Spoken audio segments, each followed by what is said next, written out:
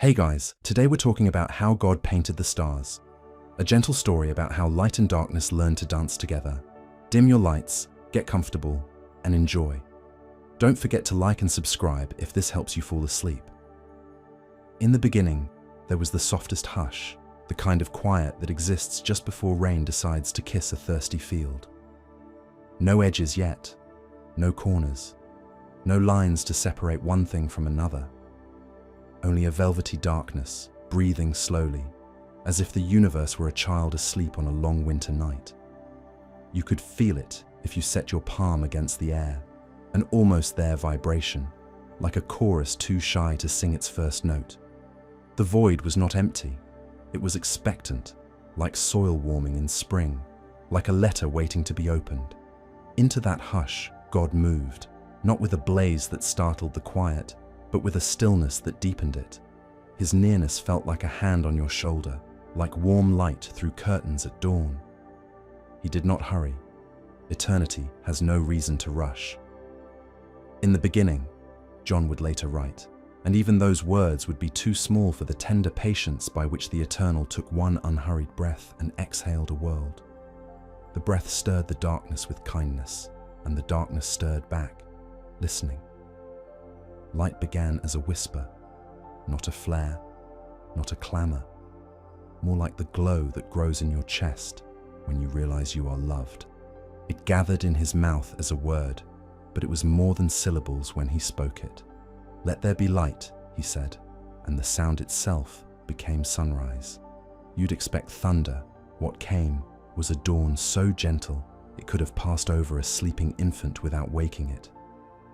The first brightness arrived like dew, pearled and patient, finding its place on the cool skin of the void. Darkness did not run. It leaned in, quietly, the way night leans toward a porch light in a small town, moths drifting like lazy confetti. God saw that both were good, the fresh, tender glow and the faithful shade that held it, because love wants more than one color. The one who names the day also knows the comfort of night. Light and dark learned their steps as if they had practiced them for ages, one rising as the other bowed, one warming as the other cooled, each making space for the other to be known. He stretched out the heavens like a linen sheet hung to dry, smoothing it with his palm until it lay broad and delicate and ready. You could imagine his fingers, the same fingers that would one day trace letters in dust, moving in arcs that left no scratch, only invitation.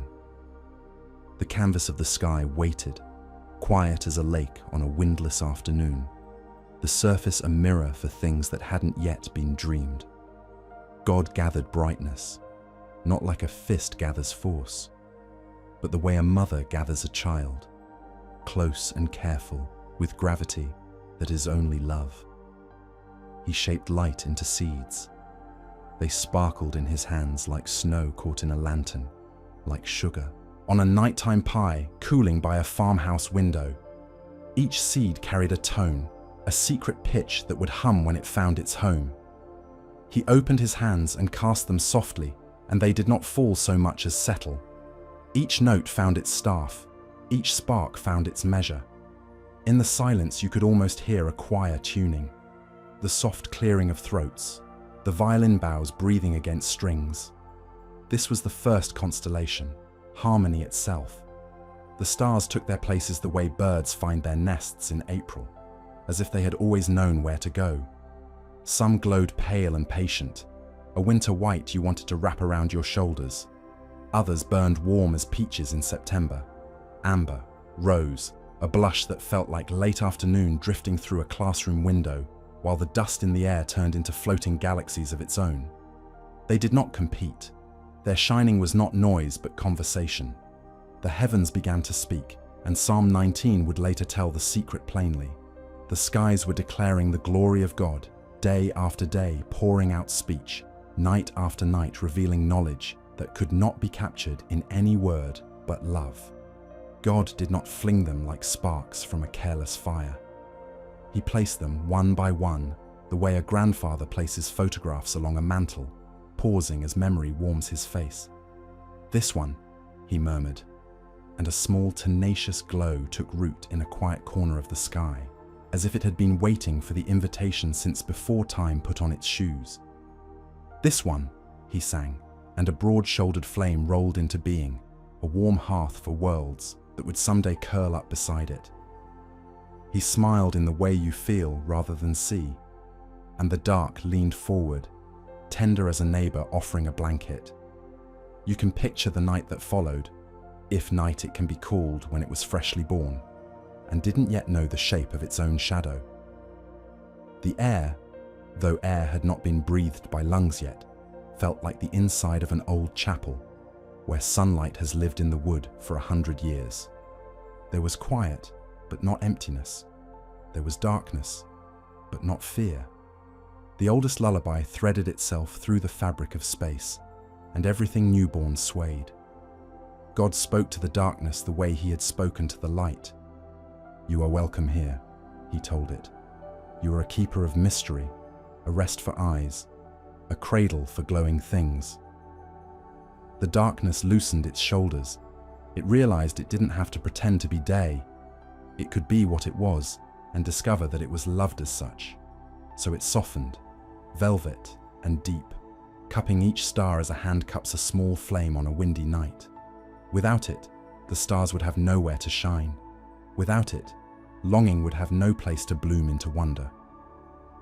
The dark became the frame, the light, the painting.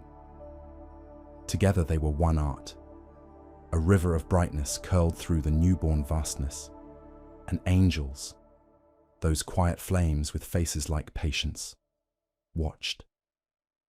The morning stars sang together, says Job, and you can hear it still if you step into a field after midnight and listen long enough to the cold. The song is not loud. It is the sound of snow falling in a wood, the hush of a library when the last student closes a book, the small joy of a night train passing through a sleeping town while a single window remains lit, somebody awake with hope. There were galaxies born on that song, bright as cities seen from far away on a clear summer drive. When the road hums, the windows are down, and crickets stitch the ditches with their silver thread. Spirals unfolded like ferns in slow time, patient arms carrying the notes outward. Light learned to travel, and distance itself became a kind of devotion. Brightness leaving home to bless far places. The darkness traveled with it, not as an enemy, but as a companion who knows how to keep secrets, and therefore how to keep joy. He reached into the deep and gathered a softer light, one that would not compete with day, but teach the soul to breathe at night. It was the moon, shy and true, fashioned from the quiet side of radiance. He lifted it like a bowl of milk and set it where the darkness could wear it as a brooch. When it rose, the shadows did not bristle. They relaxed. Lovers would see by it someday. Children would dream under it. Tides would answer. Owls would write letters in the air with their soft wings. The moon became a faithful clock, not hurrying the world, but giving it a gentle cadence, like a metronome set to the pulse of resting hearts. He spoke to the stars the way teachers speak to first graders on September mornings, kindly, with names. He knew each one and called it accordingly, a roll call of radiance. "You will lead travelers," he told a steady blue lantern whose light would one day point shepherds and sailors toward home. "You will herald mornings," he said to a pale herald in the east. "You will be small, smaller than you think, and still great," he whispered, to a faint glimmer that might have gone unnoticed by any eye but his. None of them were jealous. They knew their names were not ranks, they were promises. You walk now through this first night in your imagination, your steps slow in the spaciousness. The ground is not yet ground, and yet it feels solid beneath your feet. Faith before stone. The air tastes like metal and rain, like the smell of new books and old attics. Somewhere a cluster of stars leans together as if sharing a secret. Elsewhere, a solitary light keeps watch for all the rest. You tilt your head back until the curve of your neck feels like a bow drawn before a hymn, and you find that the sky answers. It does not speak in sentences, it speaks in peace. Your chest loosens, even your worries, those small birds that peck at your sleeve, grow drowsy and settle in. You think of childhood nights when the electricity went out in the neighborhood and the house found itself without its usual hum. You remember the sound of rain thinning to a hush, the way your father lit a candle and your mother's voice lowered as if the world were a baby just fallen asleep. You remember the window, how the glass turned from a square of reflection to a well of stars once the lamps were dark. You didn't know it then, but darkness was making room for light to be seen. It always did, even then. The dance had been in your life long before you learned its steps. God watched the darkness take courage and the light take humility. He smiled, and his smile warmed the cold distances until they felt like rooms in a single house. In one room, a galaxy spun, weaving its silver hair. In another, a nursery of stars yawned awake and blinked. In a far hall, a comet practiced becoming a long white sentence that would one day be read across a December sky by someone standing on a porch in wool socks, a mug steaming in their hands. He painted not only points, but patterns. He drew curved lines from star to star, not to trap them in pictures, but to help wandering hearts feel at home in the vastness. A bear here, a harp there, a plough, a swan, a crown. Familiar shapes that would keep watch over farmers, poets, and children with kites. It's not that the stars needed names, it's that we would, and he loved us already in that first night. So he arranged a sky that could be learned like a lullaby. He stepped back the way artists do, squinting in a way that is not doubt, but devotion. The light balanced the dark carried the light, and nothing strained. He could have asked the stars to shout, but instead, he asked them to keep singing softly, like a radio left low in a kitchen while bread rises. Gentleness has its own gravity. It gathers the heart to itself without force, the way twilight gathers birds to telephone lines along a country road, each one arriving with a small whir that thins the ache of the day. The Word, which was with God and was God, walked through the night he had co-authored, trailing the scent of future Bethlehem hay. He traced the spiral of a galaxy with his fingertip, and then drew the outline of a manger no bigger than a moon's small smile. The stars seemed to listen. In him was life, John said, and that life was the light of men. That light did not scold the darkness, it entered it. It did not accuse night. It learnt night's name and called it friend until it relaxed and allowed itself to be redeemed. Time began its slow breathing then, a tide in and out, the first heartbeat of history. Day put its warm hand on the world's brow, and night put its cool hand there afterward, and the two hands did not quarrel. Between them, the world would sleep and wake, eat and sing, sow and harvest, learn and forget and remember again. Somewhere a psalm began to be written long before it found a pen. When I look at your heavens, the work of your fingers, the moon and the stars, which you have set in place. The sentence waited in David's bones for years, like a seed waiting under snow. God knew it already. He always knows what we will love him for.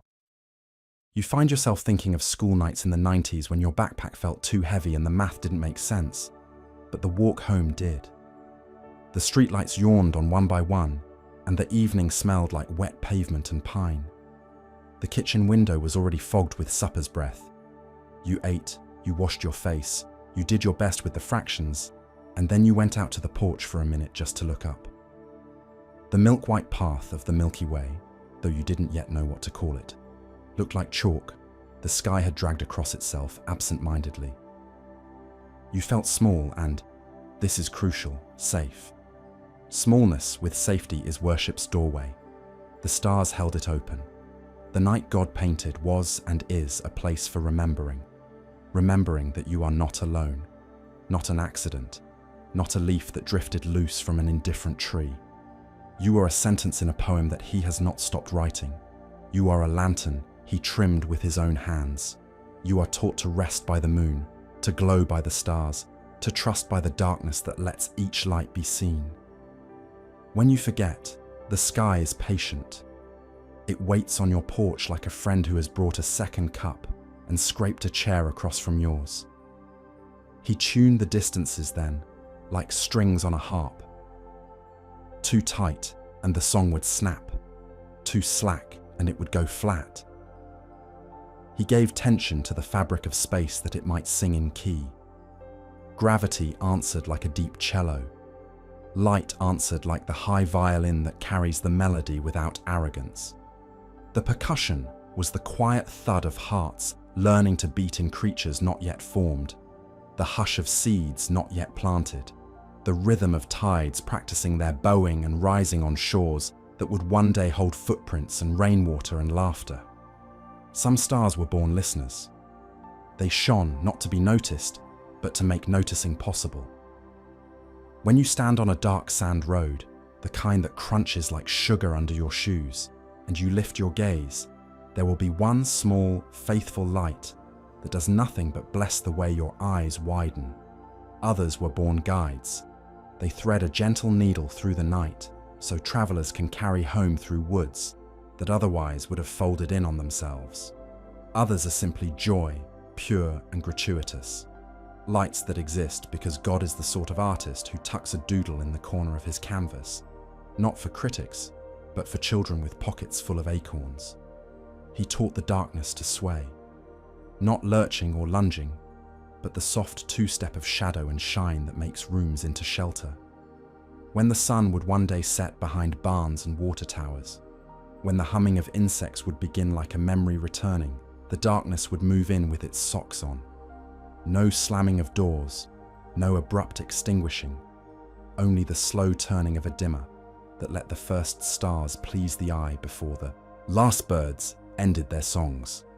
Light learned to lead when needed, and darkness learned to follow with grace, and then to lead in turn when rest was what the world most required. And God rested, not because he was tired, but because he is the kind of father who sits on the edge of the bed watching the child he loves fall asleep, just to be close, just to memorize the rhythm of breathing. The rest of God is not absence, it is presence without hurry. He let the stars keep their own time. He trusted the moon to rise. He allowed the darkness to do its work, trusted that the light had sown enough courage into it that fear would not sprout, but wonder would. Night after night, the sky told its story without changing its voice. People learned to look up from their sorrows, and the looking healed something. Shepherds in dry fields pointed with their staffs and whispered to one another. Sailors learned to chart a way through waters that otherwise would have been only dread. The sea became path, not prison. Parents lifted children to windows, and children lifted questions to stars, and the questions did not need answers so much as companionship. The heavens gave that freely. You feel the companionship now as you stand in your own doorway, one hand on the frame, the other wrapped around a mug whose heat is a small echo of a greater warmth.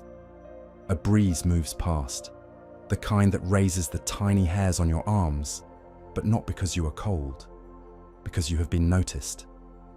The leaves have a conversation you cannot hear word for word, only the tone, approving, a little amused. A train passes far off, and its sound is a string pulled through the night, threading towns together that will never meet otherwise. Above it all, the stars keep their tender speech, light syllables on dark pages. You remember the words of the psalm and find that they fit in your mouth like bread. He counts the number of the stars. He gives names to all of them. If he names them, then he names you. If he counts them, then he counts your breaths. If he arranges their dance, then he knows the steps you keep forgetting and is happy to lead. You can rest here. You can lean back into the chair the night has pulled out for you. This is how God painted the stars, not as a spectacle to make us small with shame, but as a sanctuary to make us small with awe. He took darkness in his arms and taught it how to hold the light without smothering it. He took light in his arms and taught it how to bless the dark without scolding it. Shadows learned to be blankets, and brightness learned to be gentle. Together, they learned a waltz that carries every evening onto every morning's porch and every morning back into evening's living room, where the lamps are cozy and the stories linger. Sometimes the dance happens over oceans, the moon laying a silver road and the waves bowing like old men in church. Sometimes it happens over wheat, the heads nodding in a breeze that knows more than it says. Sometimes it happens over rooftops and billboards and the sigh of traffic, and even there it is holy, because holiness is not a place but a person. He is here in the city and here in the field, here in the 90s bedroom with glow-in-the-dark stickers on the ceiling, here in the hospital hallway where someone stares through a window and finds a star stubbornly bright. He is here, and where he is, light and darkness hold hands. You could lie down now and the earth would not argue. The ground says, I have held many sleepers and kept their dreams safe. I will keep yours. The night says, I have carried many lights and never dropped one. I will carry yours. The stars say nothing and therefore say everything. Somewhere a cricket kneads the silence into music. Somewhere a distant dog gives one soft, contented bark and then decides there is nothing to worry about after all. Somewhere a mother tucks the corner of a blanket under the chin of a child and pauses for the one extra second that is love's true measure. If you listen closely, you might hear God humming. Not a melody you can notate, but a thread that runs through your breathing until your breathing runs through it. The hum is in the lamp on the counter and the window cooling, in the pipes that tick after the water is turned off, in the refrigerator's slow heart, in the feather you did not know fell from a bird hours ago and is now doing its little dance on the driveway. The hum is in the constellations that scatter like grace each time someone needs to be reminded how not alone they are. It is in the darkness too, which is no longer an empty room, but a chapel with lights lowered for prayer.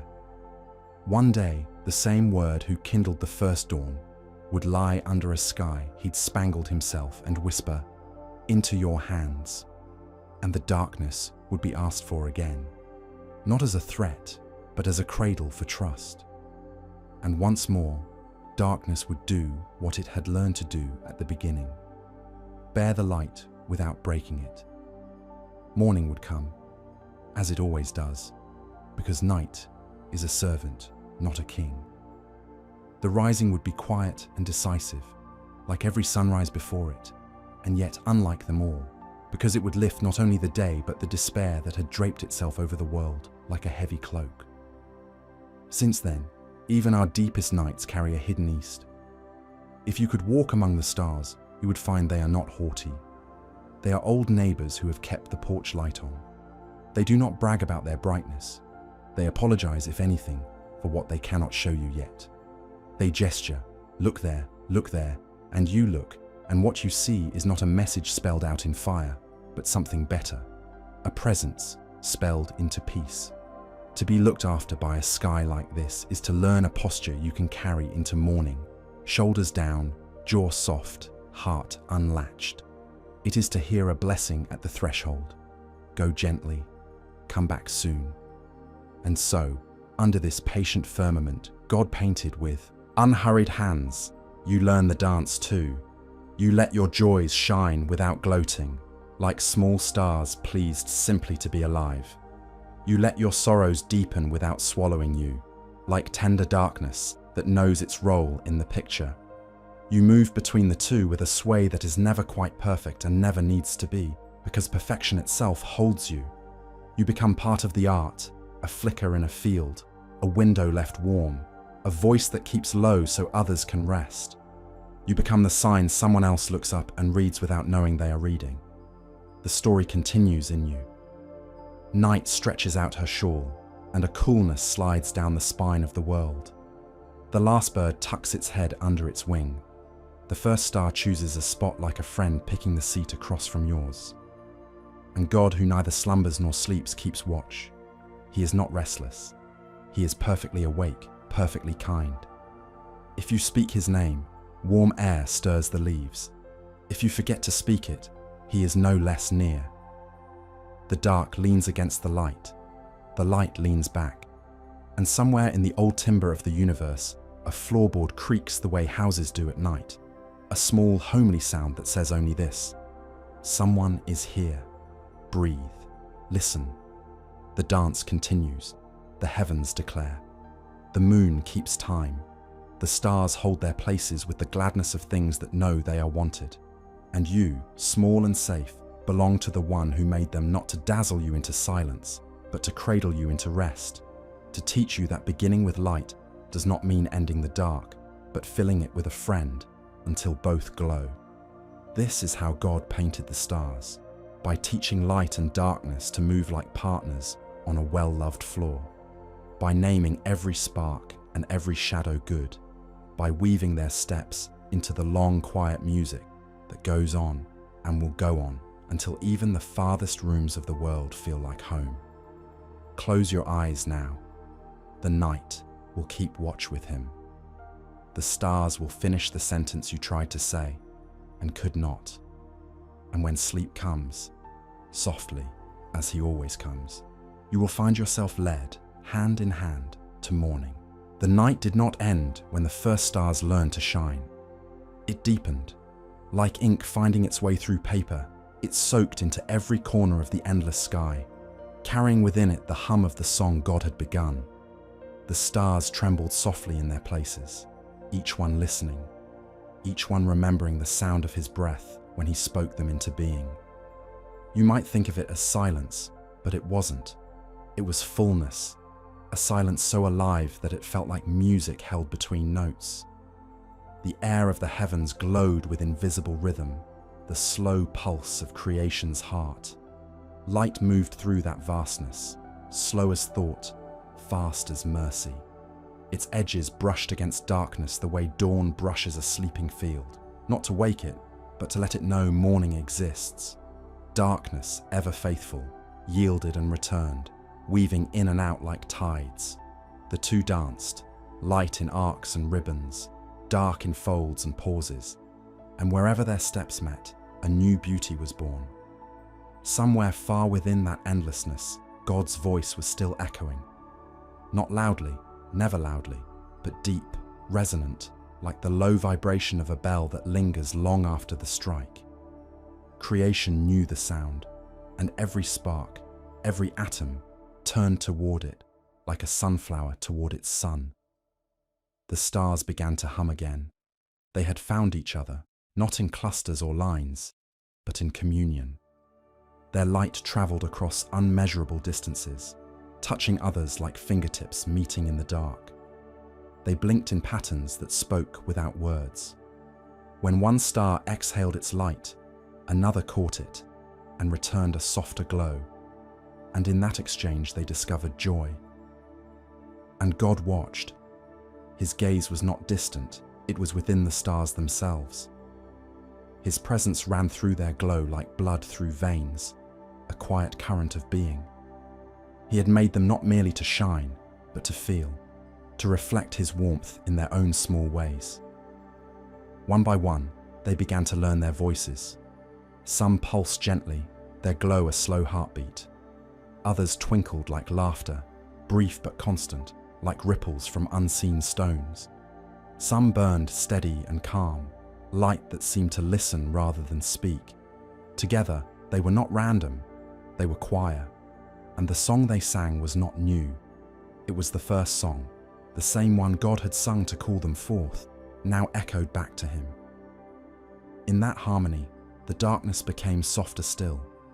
It leaned into the music, wrapped itself around it, carried it further than the light could reach. The two worked together, the light singing, the dark amplifying, until the whole of creation resonated with praise. You could almost see the waves of sound as they moved, gentle, circular, like breath expanding through lungs, like the rising and falling of a tide that had yet to touch any shore. Then, from somewhere beyond even the stars' own knowing, something stirred again. God lifted his hand once more. The stars fell silent, not from fear, but from reverence. Every flicker, Every tremble of light waited, suspended in holy attention. The night seemed to hold its breath, and God whispered again. It wasn't a command this time. It was a name older than time, spoken into what would soon become time's home.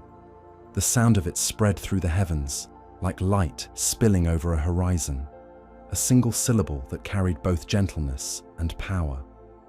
Where the name went, form followed. The space between the stars began to ripple, as though invisible threads were being drawn between them. The stars looked at one another in wonder. Their lights blinked in rhythm, tracing the new pattern God was drawing. Circles, arcs, spirals. Galaxies took shape, blooming like flowers under his touch. You could see the grace of his hand in every curve. Nothing hurried, nothing wasted, only flow. And then came the wind. It wasn't air, not yet. It was movement. The Spirit of God sweeping through the heavens, stirring the edges of light. You could feel it pass by, a coolness across your cheek, though there was no cheek yet to feel it. It carried the scent of something beginning, like rain that hasn't yet fallen, but already darkens the sky. The light bent beneath that wind, stretching and folding, weaving itself into streams that glowed and shimmered. They looked like rivers made of gold dust, flowing endlessly through the dark. The darkness shaped them, giving them edges, holding them like a potter's hands around clay. And still, God painted. He took the edge of one star's light and drew it outward, then curved it back upon itself until it became a spiral. The first galaxy, a rose of fire turning forever. Around it, smaller lights began to gather, drawn by a pull they did not understand but trusted. Everything moved in quiet rhythm, the pulse of divine intention. There was order but not rigidity. There was freedom but not chaos. You could feel the balance, how even the smallest flicker mattered to the whole. A comet took shape at the edge of one of those spirals. It shimmered, unsure of itself, its light flickering like a candle in wind. God smiled and brushed it gently with his hand, leaving behind a tail of light that streamed like a veil through the dark.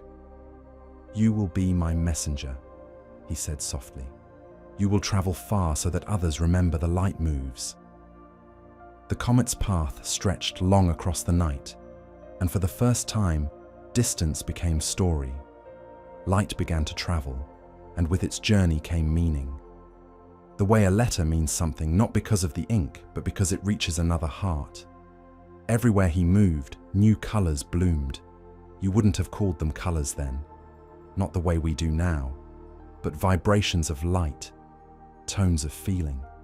There were soft blues that felt like mercy, golden hues that carried warmth like memory, purples that hummed of mystery, and silvers that reminded even the stars of quiet oceans not yet made.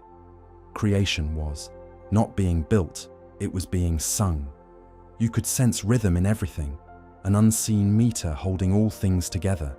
The galaxies spun to it, their arms unfolding like dancers' sleeves in slow motion. The comets bowed to it. Even the silence between the notes carried meaning, like pauses in prayer that say more than words. The stars began to hum again, this time joining in. Their combined sound was a vibration so deep and calm that it filled every corner of the heavens. Darkness swayed to it, light pulsed with it, and for a moment that could have lasted an eternity, everything was one. And then came the first breath of time. It entered like a sigh, tender and unnoticed, and yet everything changed. Movement gained sequence. Before and after began to exist. The dance now had measure, the song had beat. God watched this new rhythm and was pleased.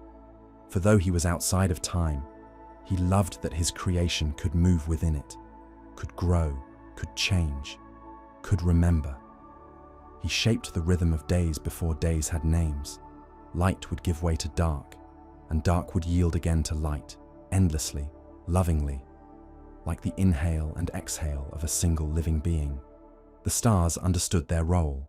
Some would be keepers of dawn, others guardians of dusk. Some would mark seasons yet unborn. Others would simply glow for beauty's sake. Each had a purpose, yet none carried burden, only joy. You imagine standing there in the stillness of it all, watching as waves of radiance sweep past you, slow as clouds, bright as grace. The colors move across your vision like memories not yet lived. You hear the stars' song not in your ears, but in your bones. It feels familiar, as if it has always been part of you, and it has.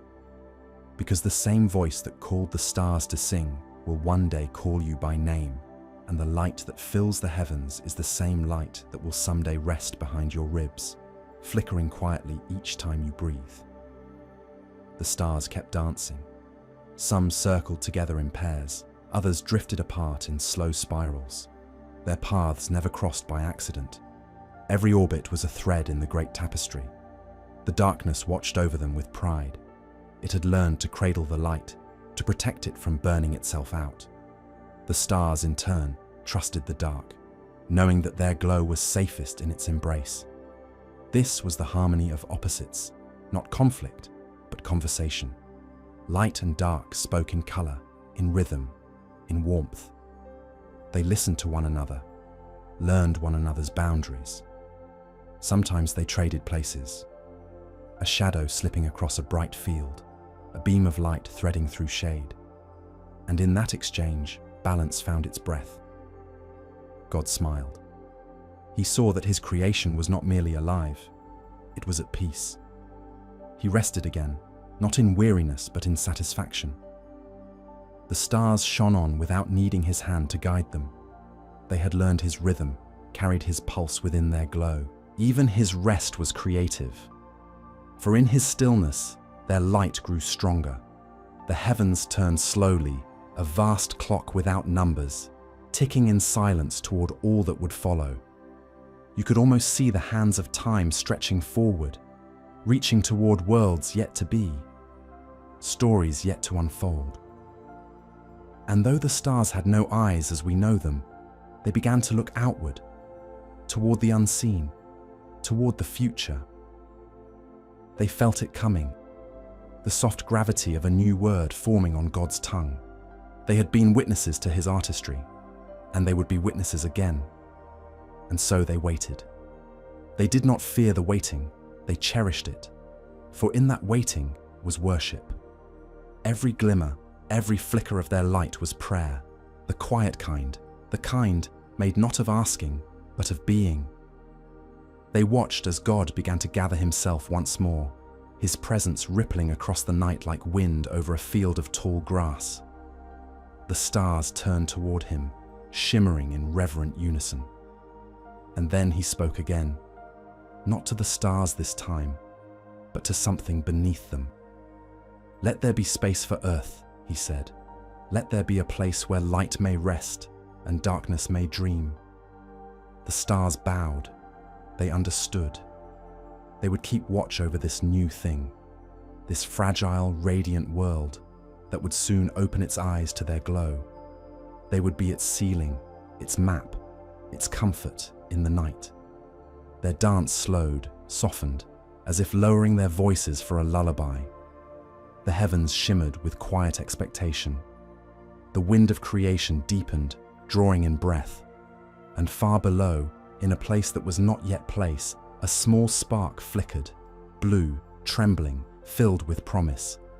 The stars leaned closer, their light curving toward it, like hands reaching to hold something precious. The darkness wrapped itself around it in gentle protection. And God, smiling, began to whisper once more. The next story was beginning. And the stars, his first witnesses, began to sing again, their song flowing down toward the deep, where the earth would soon rise, and the dance of light and darkness would find new steps. The heavens glowed with anticipation, and for the first time, time itself seemed to listen. And somewhere, in the farthest corner of the vast painted sky, a single star shivered, not from cold, but from joy, because it knew what was coming, and it was beautiful. The stars had learned to wait, and their waiting glowed like devotion. They hung above the endless dark, humming softly, patient as breath. Far below them, the voice of God gathered again, deep and slow, like a tide returning to shore. From the space between light and shadow came a stirring, gentle at first, then swelling as if the universe itself were inhaling. The stars dimmed their brightness a little, as though shielding their eyes, because they could feel something immense beginning to take shape below them. The spirit moved across what had no surface yet, hovering like warmth over cool glass. The darkness trembled, not in fear but in readiness, and beneath its cloak something began to shimmer. It was water. Not the kind you could touch, not yet, but the idea of water. Clear, fluid, endless. It rolled and folded upon itself like silk stirred by invisible hands. Light reached down and kissed its edge, and the surface rippled with new color. The first reflection was born.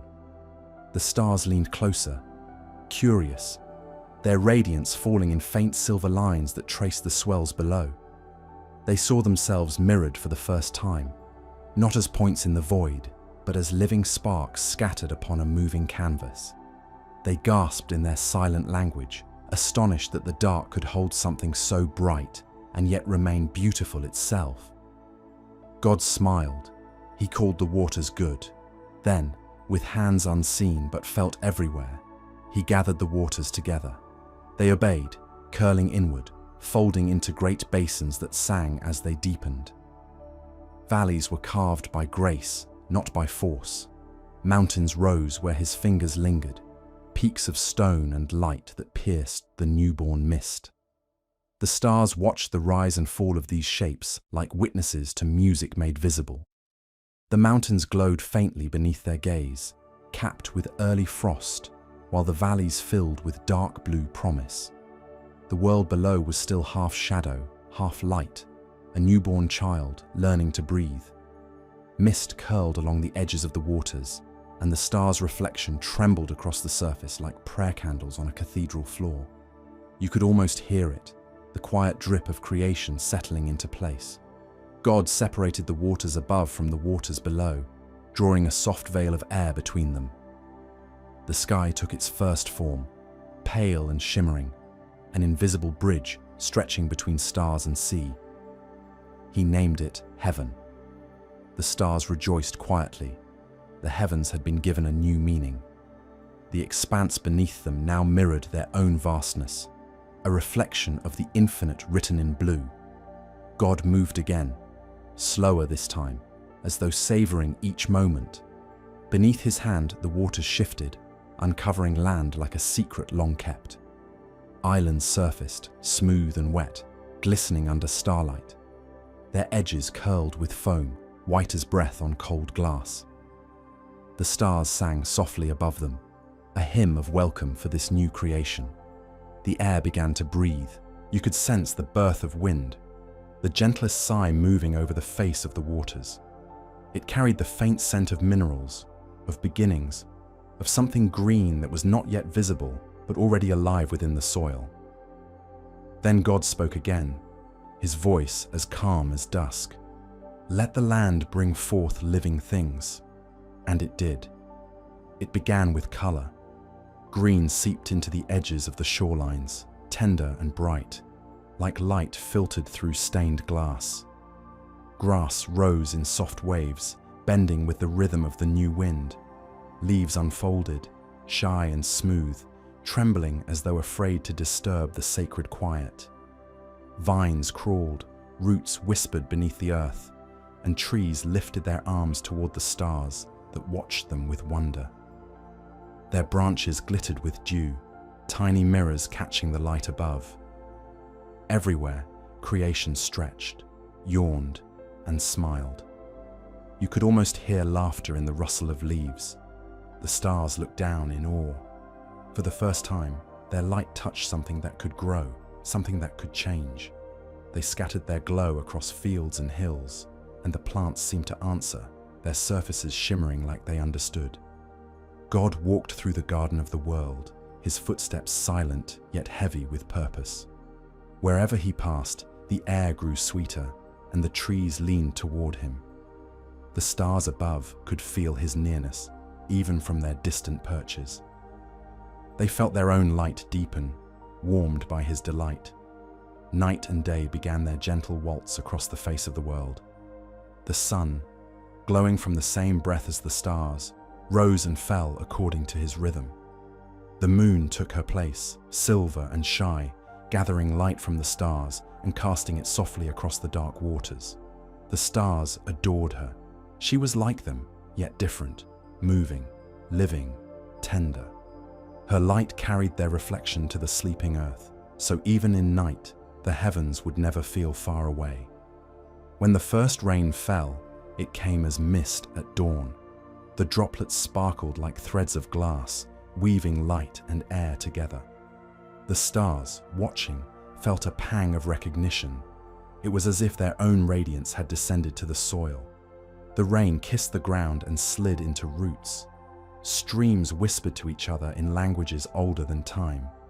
Rivers curled like ribbons of silver, tracing paths that would someday carry boats, dreams, prayers. The sea grew restless with joy, reaching toward the sky, its waves throwing light into the air. And the stars laughed, the quiet, trembling laughter of those who recognize kinship. They saw how God's love flowed like that, tides rising and falling, touching everything, returning to Him. When twilight came for the first time, it was like music. The sun drifted low, painting the waters with gold. Shadows lengthened across the land, cool and blue. The stars began to appear one by one, peeking shyly through the veil of dusk. They saw the world below bathed in the colors of their Maker's palette, soft pinks, warm ambers, deep indigos, and knew they were part of this art. The light and dark were still dancing, now joined by color, texture, rhythm. You imagine standing there, barefoot on this new ground. The earth beneath you hums softly, like a drum beating under your soles. The air is thick with the scent of water and soil. You can see the stars overhead, scattered like seeds, and in the hush you can almost feel God's gaze upon you. He does not speak, not this time. He listens to the sigh of wind in the trees, the murmur of waves, the heartbeat of the mountains. All of it is praise, and the stars, shining above, keep time for the song. When night fully falls, the earth glows faintly under their light. Every leaf carries a drop of starlight in its veins. The rivers glimmer as if holding constellations of their own. Even the stones reflect a subtle shine, remembering the warmth of the divine hand that shaped them. Darkness returns, not to conquer, but to rest beside the light. It curls around the valleys like a blanket, soft and cool, gathering the day into its arms. And God whispers once more, almost to himself, "It is good." The stars echo the phrase in their silent way, each one pulsing in rhythm with the words. Across the heavens, light ripples like breath. It is good. It is very good. The earth sighs, and the first night of true peace settles across creation. Above it, the stars keep watch. They look upon the rivers, the trees, the sleeping hills, and see reflections of their own gentle fire.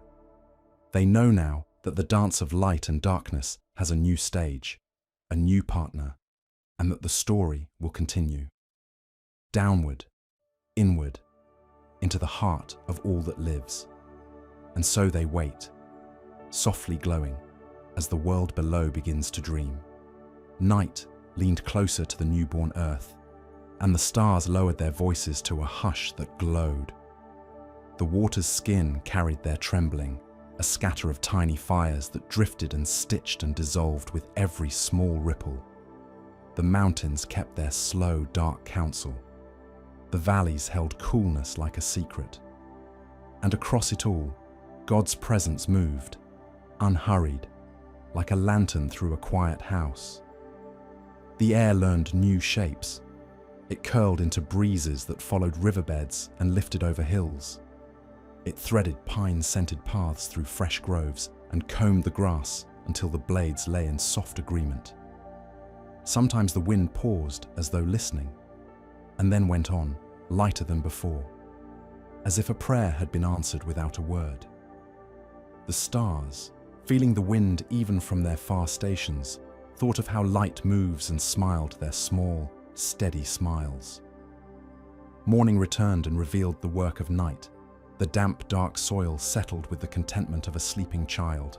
The dew purled in the crooks of leaves as if stars had melted and come to rest there. Sunlight laid its hand gently on every surface, and the land did not flinch. It warmed.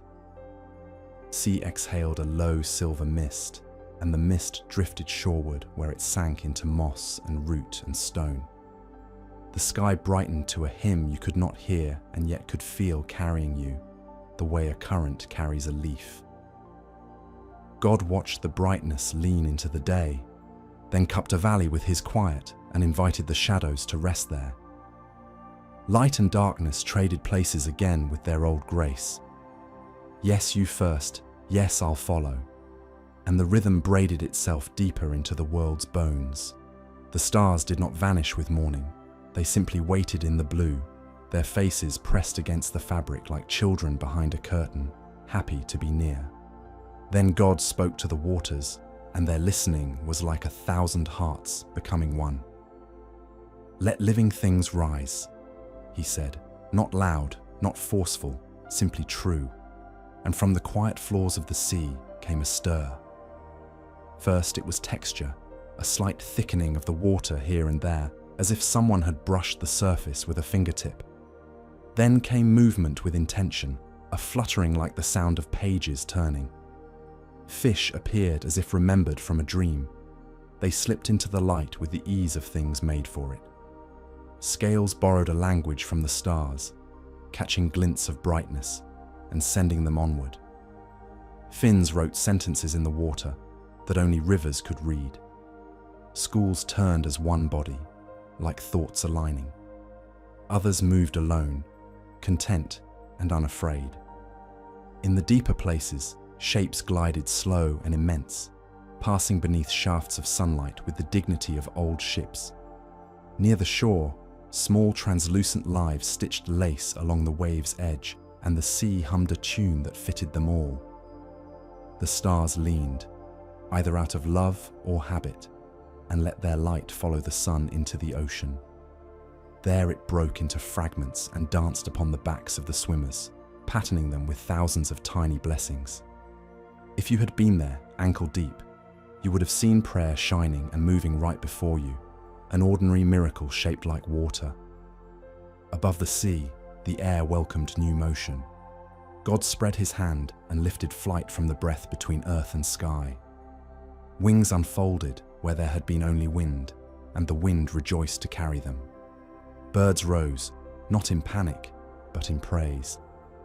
Feathers wore colors borrowed from dawn and dusk, rust and amber, indigo and cream, tones you thought you'd only ever see on the horizon now woven into the bodies of singers.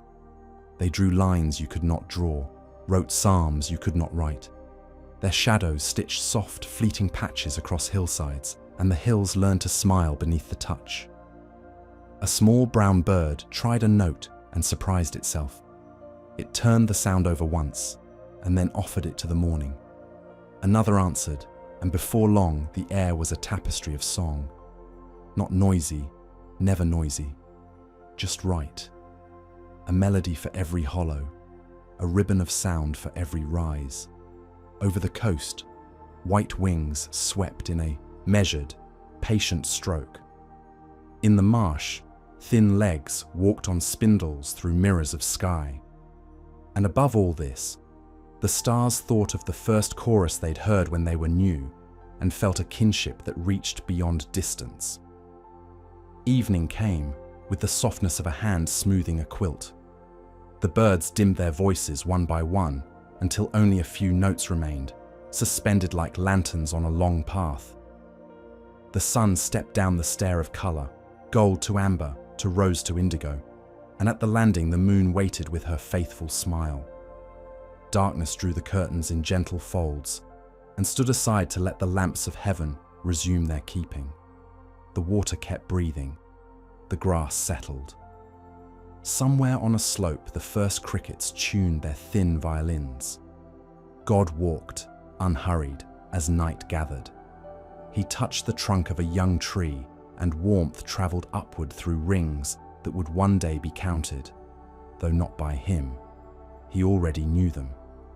He placed his palm flat on a boulder, and the stone remembered it. For centuries after, rain would sit there and think of that touch. He knelt by the edge of a stream, and the stream's surface stilled the way a restless child stills in a parent's arms. And the stars, vigilant and tender, marked the hours not in numbers, but in mercy. When morning returned, the hills shook off their shawls of mist and stood smiling under the sun. God spoke to the land, and what had simply been green became an orchestra of green. Ferns unfurled with a sigh that smelled faintly of memory. Tall grasses made slow waves that looked like sleep. Trees budded, leafed, flowered, and set fruit in a kindness so matter-of-fact it would take us a lifetime to learn it. Vines braided trellises of air. Moss padded the stones. The world learned softness in a dozen textures we do not have names for, and 6 we do: bark, petal, seed, loam, reed, rain. The stars, watching, understood how light had learned to rest in matter. They saw sunlight become sugar in leaves, and they clapped, if what angels do can be called clapping. By night they noticed how their own pale silver taught blossoms to close and open on a schedule as gentle as prayer. They regarded the obedient humility of roots and loved it. They regarded the extravagant generosity of fruit and loved that too. Then life walked onto the land. At first, the ground itself seemed to stir, as if its quiet had woken and wanted company. Shapes formed that matched the lines of meadows and the folds of hills. Hooves pressed crescents into damp earth. Paws wrote small, precise punctuation. The light-footed left commas, the heavy left exclamation points, and the syntax of movement began to read itself into being. Deer lifted their heads from the grass and found the stars without surprise, as though they had known them all along. Foxes learned the patient trotting that keeps a body warm and curious. Tortoises practiced slowness until it became wisdom. Small, quick lives skittered under leaf and log, making a music of rustles that comforted the soil. In the heat, a lizard warmed on a rock and remembered the sun like an old friend. At the river's edge, something sleek drew a line through water and left laughter in its wake. The world of sound widened, the steady heart drum of hooves on dry ground, the soft brush of fur on low branches, the whisper of wings that had forgotten how to hurry. The stars heard all of it from their high perches and recognized every tempo. It was the old rhythm, diversified into joy. Night returned with new responsibilities. Now there were hearts to soothe and bodies to rest. The stars tipped their bowls of light and poured a gentle scattering over clearings and dens. The moon moved slower, so that shadows had time to lengthen into comfort rather than fear. Darkness arranged itself more carefully, drawing deep shades over eyes that needed stillness, while leaving a pale path for waters to keep their crossing. Owls wrote cursive loops on the air. Moths held small, fluttering conferences in the cool. And the crickets played the long, thin line that ties field to field across a valley. On one such night, the youngest stars tried to count the glints on the river and lost track on purpose, delighted to be defeated by abundance.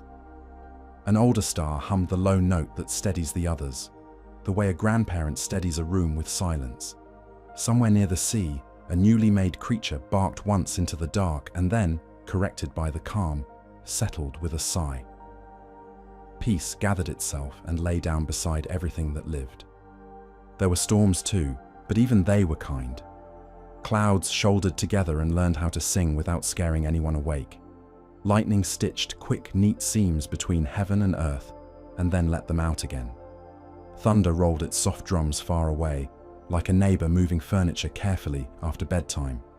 Rain filled the beds it had been given and did not overflow them. The stars watched the curtains close and trusted the work happening behind them, because God's hands were there, as they always are. As seasons began to practice themselves, The stars learned the Earth's wardrobe. Spring wore green with hints of white and faint pink. Summer wore blue and gold, open at the throat.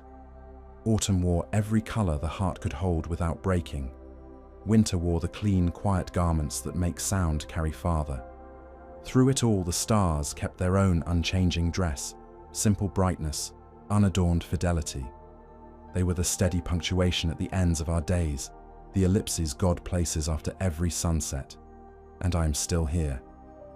One twilight, as the light draped itself over the hills like a sweater left on the back of a chair, God paused above a clearing. There, the grass lay so even it seemed to have been combed. He breathed, and a mist rose. He breathed again, and the mist thinned until even the smallest insects wore halos. The first fireflies kindled tiny lamps in the tall grass, answering the stars in miniature.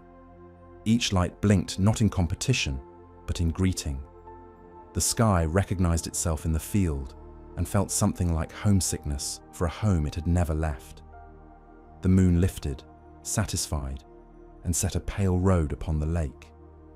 Night coaxed frogs into their choirs along the banks. They sang a slow, patient hymn with rubbery voices that every child would someday recognize half asleep. The constellations inched along like old stories retold without urgency. God sat, if the eternal can be said to sit, on the edge of the world's bed. He smoothed the sheet of darkness. He tucked the corners. He listened to the breathing of his creatures. And the stars, loyal and luminous, kept watch with him the way friends do, silent, awake, content.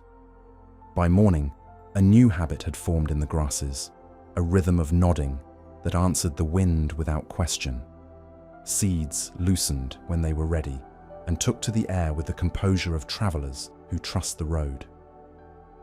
Webs spanned the spaces between stems and caught brief galaxies of dew which melted at first light, releasing their captives back into the sky. Leaves learned how to turn their faces. Roots learned how to drink without greed. The world became a classroom taught by patience. The stars thought of their own beginnings and felt a tenderness that had no edge.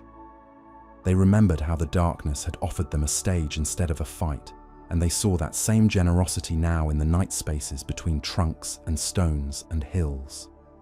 Shadow had become shelter. Light had never ceased being gift. The dance was everywhere, scale to every size. And then came an evening when the wind held its breath for a longer beat, and the stars felt the change the way you feel a loved one enter the room even before you turn. God was near in a new way, near with intention, near with joy. He stepped into a garden where the soil was soft enough for a kneeling and the air was sweet with the labor of small lives. He stooped, gathered earth in his hands, and shaped it with the care of an artist making a face he already loves. The stars did not blink. They fixed their gaze the way candles do at a vigil. The moon widened her light. Darkness drew back respectfully, but stayed close, ready with its old service of keeping. God breathed. The breath entered the shape, and the shape became a child of dust and radiance, a being with eyes made to read both day and night. The chest rose, the hands unfolded. The first look fell upon the world and found it friendly.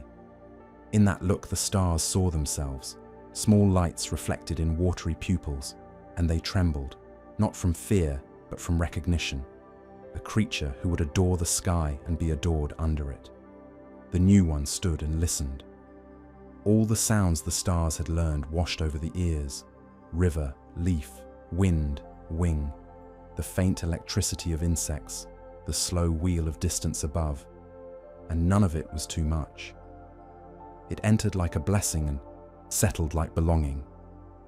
The child of dust lifted a hand toward the bright scatter high above and smiled the first human smile at the constellations. The constellations, such as they were, seemed to lean in response.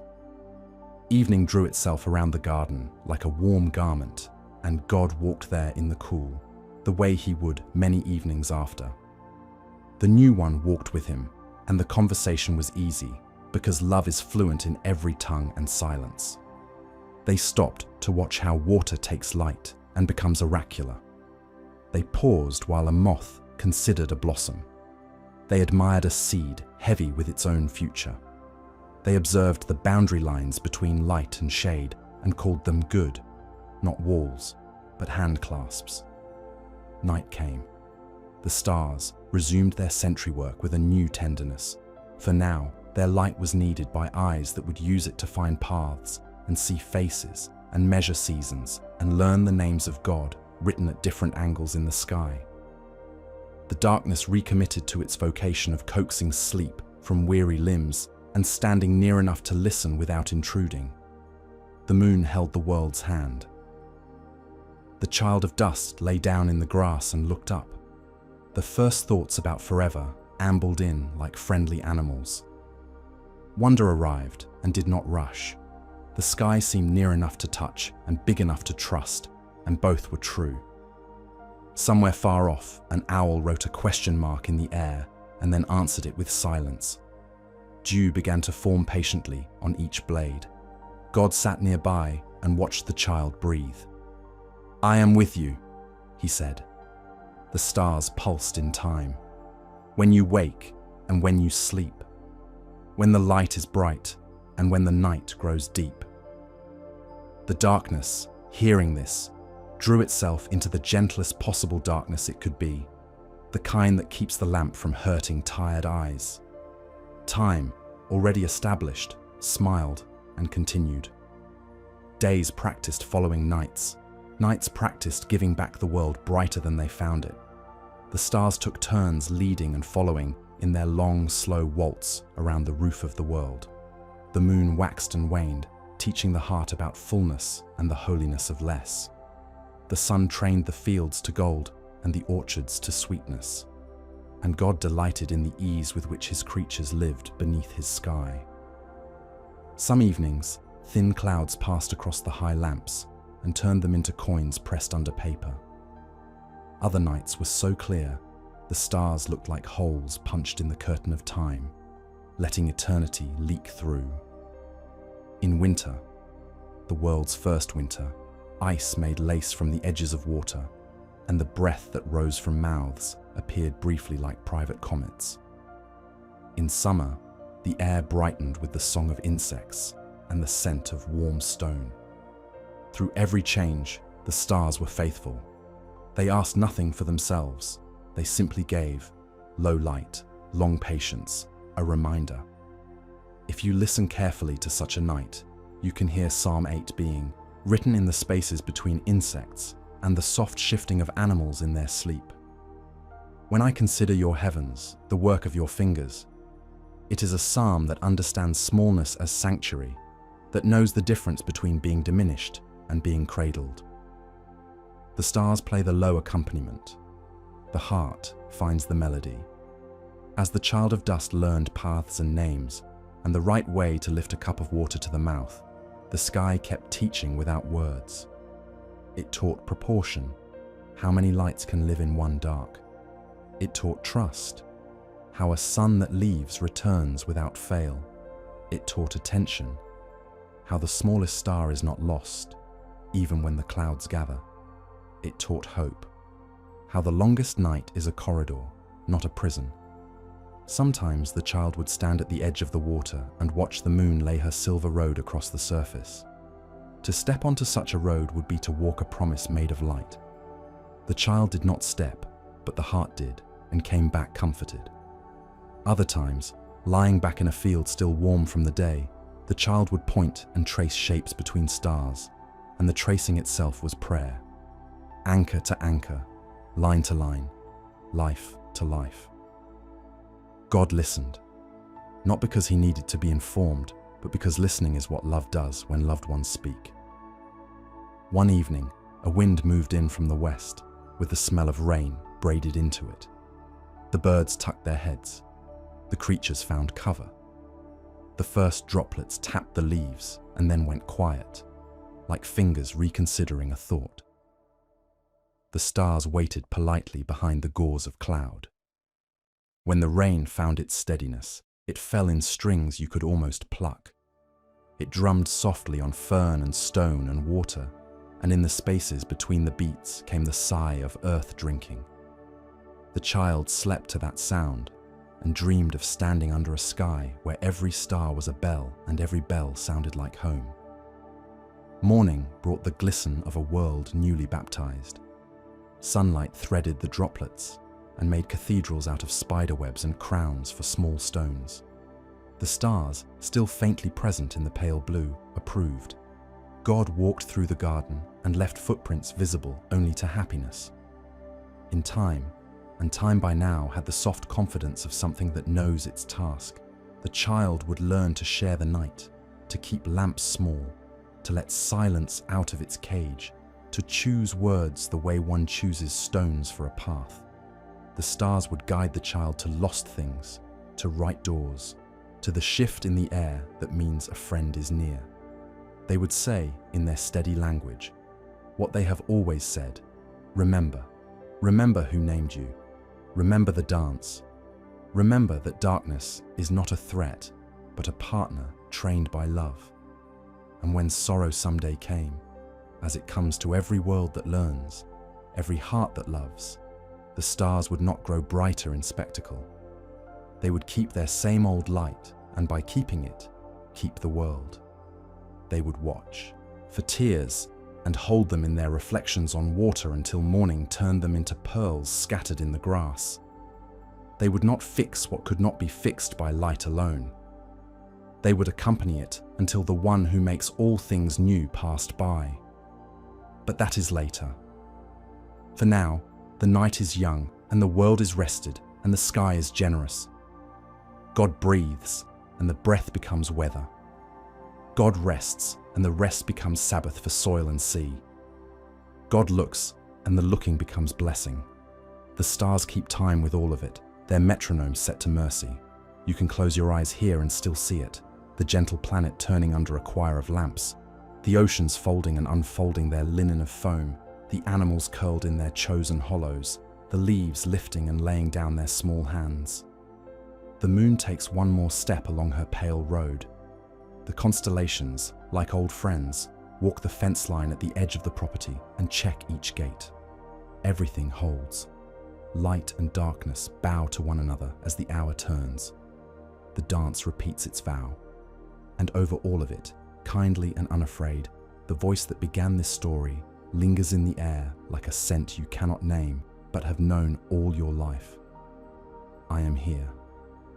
The stars answer without sound, and the world sleeps without worry, and the night, painted once, repainted always, keeps watch.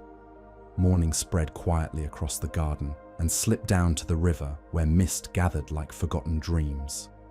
The first light touched the water, and the reflection of the stars still trembled there, fading only when the sun grew patient enough to be seen. It was a gentle changing of the guards.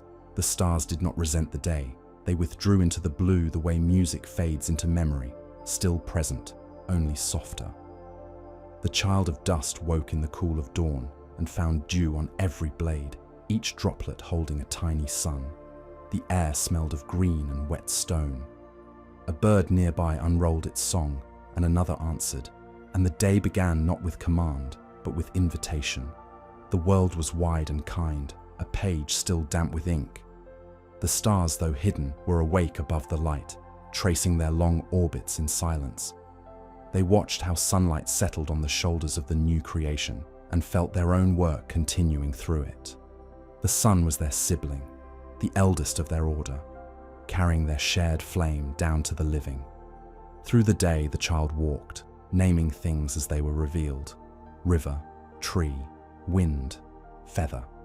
Naming was not ownership but praise, a way of noticing that completed the gift. The voice used to call creation forth now echoed gently through this smaller voice, and the stars, hearing, shone a little brighter in the unseen sky. Evening came the way kindness comes, slowly, with color. Shadows stretched across the meadow like ribbons being unrolled. The air cooled, and the first star blinked awake above the tree line, One by one, the old choir returned. The child looked up, eyes widening with the same wonder that had once belonged to angels. "You waited for me," the child whispered, though no one had taught those words. The stars pulsed in answer. Night settled with ceremony. Crickets tuned their strings. The river deepened its hum. God walked through the coolness again, and the child followed. They spoke of nothing urgent, perhaps of the way fruit ripens without hurry, or how the breeze plays in the reeds. Between them stretched the peace of understanding that needs no explanation. When sleep came, it was not escape, but communion. The stars poured their soft light over the resting earth, the way a parent adjusts a blanket. God watched, and his watching was blessing. Time began to gather stories. The child learned labor and rest, sowing and reaping. Generations unfolded like chapters in a single breath. Fires were lit, songs composed, prayers whispered into the dark. The stars were constant through it all, older than the languages they inspired, familiar as heartbeat. Sailors followed them across seas that remembered creation's first whisper. Shepherds read them like scripture while flocks settled under their glow. Lovers counted them and lost track on purpose. Each age gave them new names, but the stars never minded. Every name was a kind of remembering. They watched humanity grow, stumble, sing, build, weep, and hope again. They saw fires in fields and thought of the first dawn, saw lamps in windows and thought of home. Sometimes the night was busy with sorrow. The stars dimmed their brilliance, respectful, listening. Sometimes it was loud with joy, drums, laughter, wedding songs, and they brightened, scattering silver applause across rooftops. And when the world grew quiet again, when all voices stilled, the stars returned to their steady hymn. God is here, God is here. There were nights of storm too.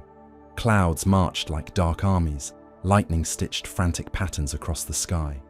Even then, the stars waited behind the veil, their patience unbroken. They knew the truth of weather, that even fury ends in rain, and rain ends in calm, and calm gives birth to reflection. When the storm passed, they would reappear, not triumphant, but faithful, shimmering over puddles that doubled their number.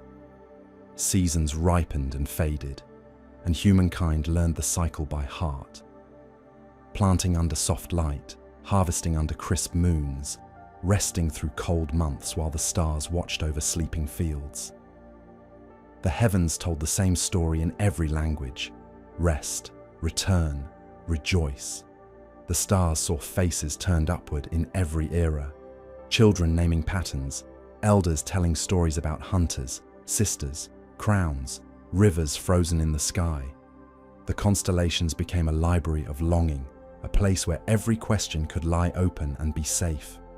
And yet, through all the centuries, the dance of light and darkness never lost its gentleness. Night did not fight day. It made room for it. Day did not chase night. It trusted her to keep the secrets until morning. God's creation had learned the art of balance, the humility of alternation. Sometimes the stars wondered how they still shone. So many ages, so many breaths of dust below, and yet their fire burned on. They thought perhaps it was because they were remembered.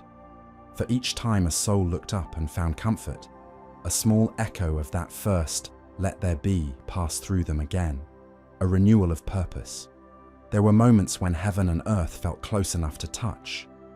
A snowfall beneath a full moon, the hush before dawn over still water, the brief silence after a song ends.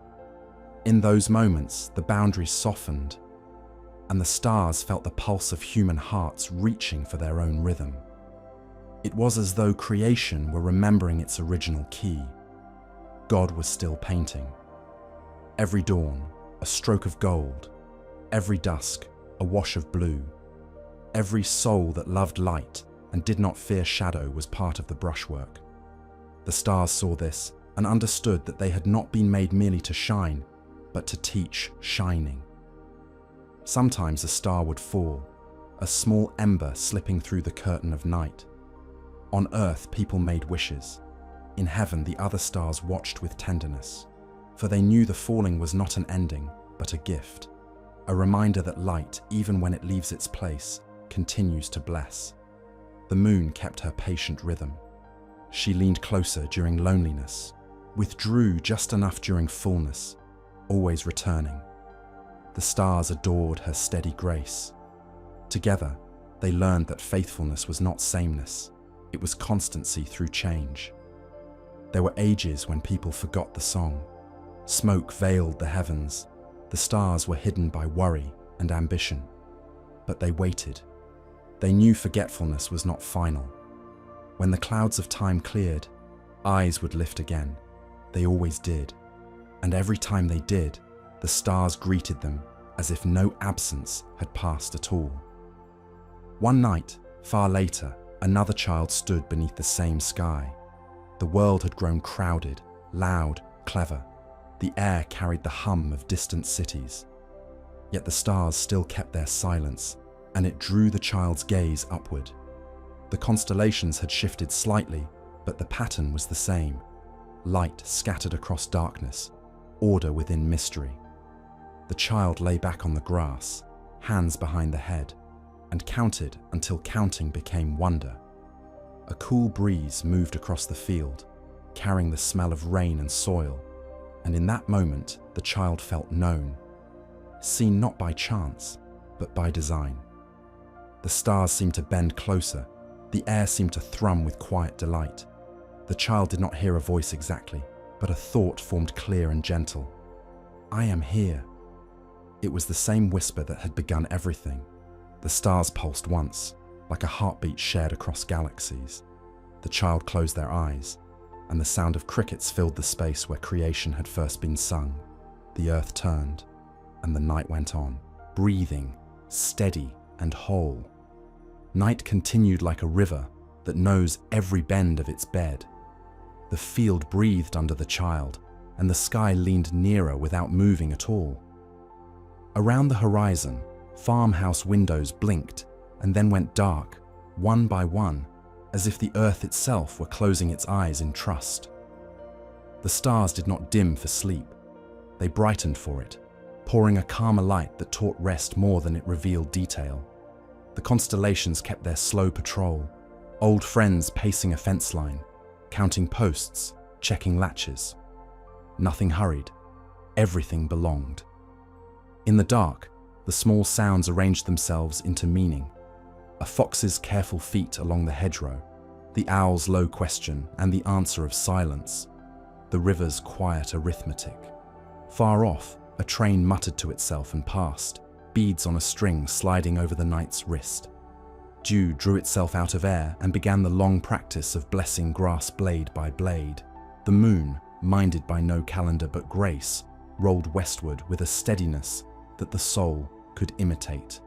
The child opened their eyes and watched a meteor split the sky, a brief signature, luminous handwriting of motion. It wrote itself in fire and then vanished into memory, leaving the darkness no poorer. The stars did not grieve the loss. They received it as a note released at the end of a phrase. Light knows how to leave without leaving the song. Generations changed their clothes and walked on. Fields were ploughed and left fallow, planted and gathered. Cities rose, sleeping rivers were bridged. Clocks learned to speak loudly in kitchens and softly in bedrooms. Yet the night remained itself, and the stars continued to say what they have always said in a language so patient that even forgetfulness cannot forget it forever. A nurse, leaning against a hospital window at 3 a.m., found a single stubborn star between sodium lamps and felt her back unknit. A sailor, stitched into the vast dark of an ocean, found a constellation where he expected none and smiled into the wind. A shepherd in a dry land counted the same faithful lights that his ancestors had counted and believed that tomorrow would come. A child in a city apartment pressed glow-in-the-dark stickers to the ceiling and practiced looking up. There were nights when grief was a weather front no barometer could predict. On such nights, the stars did not pretend to explain. They kept vigil. Their light did not interrogate faces streaked with tears. It merely stayed. And by staying, it told a truth without syllables. That presence can be a lantern, that witness can be warmth, that sometimes love is a lamp held low rather than a sun commanded high. Even the darkness is not dark to you, someone once prayed, and the stars nodded, well acquainted with the truth that God's hand can be felt in soft shadow as surely as in full noon. There were also bright nights of festival. Lanterns hung from eaves like small moons, songs braided themselves across squares. Hands found other hands and did not let go. Fireworks climbed and confessed their brief brightness. Smoke drifted like sighs. The stars watched without offense. They do not compete with joy. They know that all honest lights are kin. When the sparks faded, the deep lights remained, patient as elders who love to see children run. Snow came, and the world rehearsed purity. The sky's own color found its mirror on the ground. Footsteps were made and filled again. The stars seemed nearer in cold air, their edges crisp, their meanings clean. Breath appeared and proved itself gift. Through the panes of kitchen windows, kettles breathed, and families moved from room to room with the domestic liturgy of winter. Boots, rugs, soup, candles, gratitude. The night thickened in the corners and warmed them. In barns, the resting bodies of animals made clouds of soft steam. The Milky Way looked like a path the soul could walk if it learned how to be very quiet. Spring returned, as it always does, the earth's long memory of Eden stirring under frost. Beneath a thin moon, frogs tested notes in ditches. Buds appeared as small fists on branches and then opened, unafraid. Rain softened the world's vocabulary until every word smudged into mercy. The stars again became small bells rung over muddy fields, calling seeds to their appointments.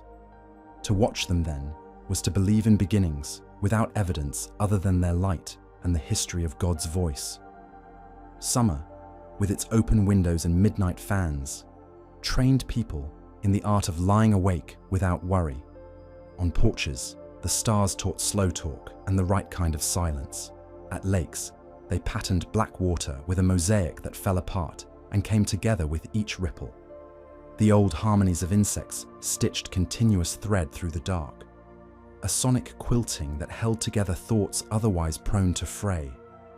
Sleeping under a thin sheet, one could hear constellations turning, and a profound ease spilled out of that hearing, the sense that the world does not depend on our wakefulness. Autumn lifted a different lantern. The harvest moon, fat, gold, almost comedic in its fullness, rolled over fields cut down to stubble. The stars above it seemed finer, as if sharpened by the hint of cold. People gathered at tables and brought jars freed from pantries, bread sprung from ovens, stories pried loose from memory. After dishes, when door frames took the warmth of many hands and the yard creaked beneath the weight of gathering, someone inevitably looked up with a full body and a light longing. There is a fullness that does not close but opens. The night can hold it. Through all these movements, the stars never forgot the lesson given at their birth, that light and darkness are not rivals but partners. They watched centuries try to make enemies of them and waited kindly for the correction. Day has labor for its beloved reasons. Night has tenderness for its own. Even work and sleep can be liturgies when offered back to the giver, and the stars serve both, blessing the last hand laid upon a tool as gladly as the hand that pulls up a blanket. From time to time, someone would climb a hill with questions. The questions arrived in dozens, about pain, about provision, about the distance between promise and fulfillment. The stars never answered in propositions. They answered by being there. Presence is a grammar older than verbs. The hilltop watcher would trace shapes, and the mind, calming, would grow large enough to hold unmade sense. Often the questioner left with nothing resolved but everything steadied. This too is an answer. The scriptures slept and woke under the same sky. He counts the number of the stars. He gives names to all of them, sang one psalmist, and the night seemed to nod, pleased to be noticed without being captured. Another, standing under a sky so large it must have made his ribs ache, asked, "What is man, that you are mindful of him?" and found himself astonished at the answer given not by a booming voice, but by a baby's breath, centuries later, under a Bethlehem roof. The stars had rehearsed for that night forever, and when it came, they were not surprised. Joy rarely surprises those who wait. And though ages crawled and leaped, though people built towers out of fright, and cathedrals out of gratitude, and glass cities out of cleverness, the sky retained its patient pedagogy. It taught relentlessness without violence, the earth turning, light arriving, light leaving, stars remaining. It taught gentleness without weakness, the moon softening edges, shadows rounding corners. It taught that there is more room than we think, for sorrow, for laughter, for the in-between that prayer knows so well. In a small town, a woman sat on a back step after washing the last plate and looked up. The neighbor's dog breathed, the maple tree clicked faintly, and the stars, too many to count properly, spilled with no desire to be counted. She thought of her grandmother, who had sat on another step a continent away and seen the same scattering. The distance shrank. She did not feel alone. Somewhere a teenager, restless and certain of nothing, lay on the hood of a car and felt the same. The sky threw a rope across both hearts and tied them to the old truth. You are held. Elsewhere, a man on a night shift stopped at a window between tasks. He looked up and saw a bright planet hanging like a bead on invisible thread. He remembered a picture book from childhood. He remembered the smell of crayons, the feel of a wool blanket, the sound of his mother rinsing a plate. The memory warmed him. He returned to his work changed in a way no ledger could reflect. Sometimes the stars do not provide answers. They provide orientation. Face this way, breathe, continue. Even in modern rooms where screens manufacture their own little skies, the real one waits outside, unchanged by neglect and unspoiled by overuse. It never withholds its blessing even from those who forget to ask. A hand opens a window late, cold comes in. A head tilts back. The stars step forward, courteous as ever. If there is a single condition to their gift, it is simply this: look. Looking is prayer's first gesture and sometimes its last. There are tragedies. The night does not erase them. It receives them. It widens around them like water around a stone, making room, wearing down edges with a patience measured in centuries. Under such nights, people do not find reasons, but they find companions. God, nearer in the dark. The stars, keeping watch as if to say, you can close your eyes. We will not. Morning will come. And morning does, not as proof that pain was foolish, but as witness that love keeps his appointments. Sometimes, after a long day, the child, the one from the field, now older, returns to grass, to sky, to the place where wonder first learned their name. The constellations have shifted, but they remain themselves. A meteor still writes and vanishes. The moon still spreads her thin tablecloth across the lake. The crickets still stitch the borders. And the same voice, quiet as the inside of breath, says the same two words: I'm here. It is enough. It fills the ribs with a clean air that had been missing without anyone knowing it was gone. The story of God painting the stars is not a tale written once and bound. It is a living canvas. Every night is a new layer, thin glazes of patience, small commas of attention, long, low notes of mercy. Some nights he paints with silver, some with blue so deep it seems to hum, some with frost that turns fields into constellations of their own, some with fireflies that compose a shy imitation of the sky on summer lawns. He paints in storms too, with lightning's immediate script, and in the damp hush after, with the reflective ink of puddles. Light and darkness continue their dance on this floor polished by ages. A waltz that makes room for limping and laughter, for solitude and company. They bow and trade the lead. Day hands the world to night with a kiss on the brow, and night returns it to day with the sheets tucked and the rooms put right. We are guests at this choreography and, finally, partners. We learn to move by watching, and the stars are always demonstrating how to shine without scolding, how to remain without clinging, how to be small without being less. If you could listen to the sky the way you listen to a friend whose voice you know in a crowded room, you would hear scripture braided through the dark. The Lord is my light and my salvation. Whom shall I fear? You would hear Genesis breathing under Orion's belt and Revelation resting in the quiet neph of the Big Dipper. You would hear John's simple thunder. The light shines in the darkness, and the darkness has not overcome it. The stars do not argue the point, they embody it. They have always glowed best when cradled by shadow.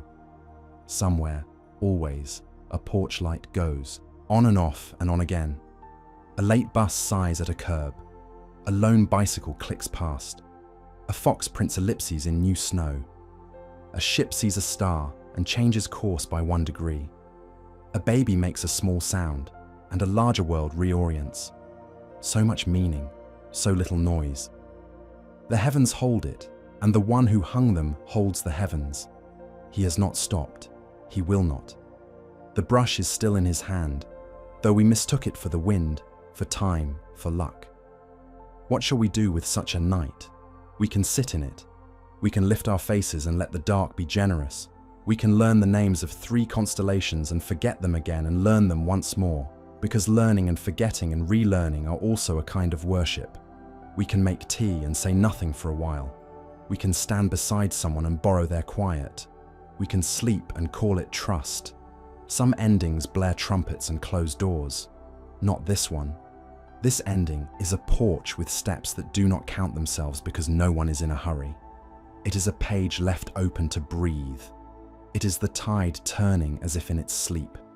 It is the stars performing their old, patient hymn over fields and roofs and decks and deserts. Not a coda, not a curtain, only the same blessing again, new in the hearing. The child, older now, yet always the child, remains on the grass long enough to watch the east soften. Black thins to indigo, indigo to blue, blue to the shy pink that even the boldest cities cannot counterfeit. The last, bravest stars hold their notes a moment more and then let them go, not defeated but fulfilled. The moon, satisfied, slips down behind a line of trees. Birds clear their throats. Somewhere a kettle considers song. The first light finds not an empty chair, but one recently stood from, warm with presence. And still, before day fully lifts its face, you can feel the night behind it, its kindness, its capacity, its promise to return. You can feel God's hand in both, the light that reveals, the dark that heals. You can feel the dance continuing beneath your feet, like a turntable that never stops, a rhythm you can move to even when you do not know the steps. So the story does not end, it opens. The sky remains a door wide enough for every age to walk through and find the same room lit just as gently as before. The stars keep their places and their purposes. The darkness keeps its dignity. The dawn keeps arriving precisely on time. God keeps painting, and we keep learning how to be the kind of creatures who can be painted upon. Foreheads touched with cool light, hearts inked with courage, hands stained with kindness that will not wash off. Tonight, when the day has finished with you and you with it, go outside if you can. Stand where a little darkness can gather. Tilt your head back until your balance is held by the old architecture above you. Let your eyes adjust. See how the smallest pinprick holds its ground. Let memory loosen its grip and gratitude tighten its weave. Do not be surprised if you hear a voice you cannot locate and yet know. It will say nothing new and everything you need. I am here. And the stars, God's first quiet witnesses, will agree in their steady speech. The darkness will echo with its soft amen. The light, somewhere already on its way, will smile behind the hills. The story will keep breathing, in, out, without cadence breaking, without love withdrawing. You may close your eyes now. The painting will continue. The canvas is wide, the colors patient, the hand sure. Somewhere a new star will take its place. Somewhere an old one will pour its gift and be gone. Somewhere light will kneel beside darkness, and the two will resume their steps on a floor every century has polished with its longing. And somewhere under all of it, you will sleep, and the world will turn, and God will keep watch, still painting, always painting, until morning and after that, forever.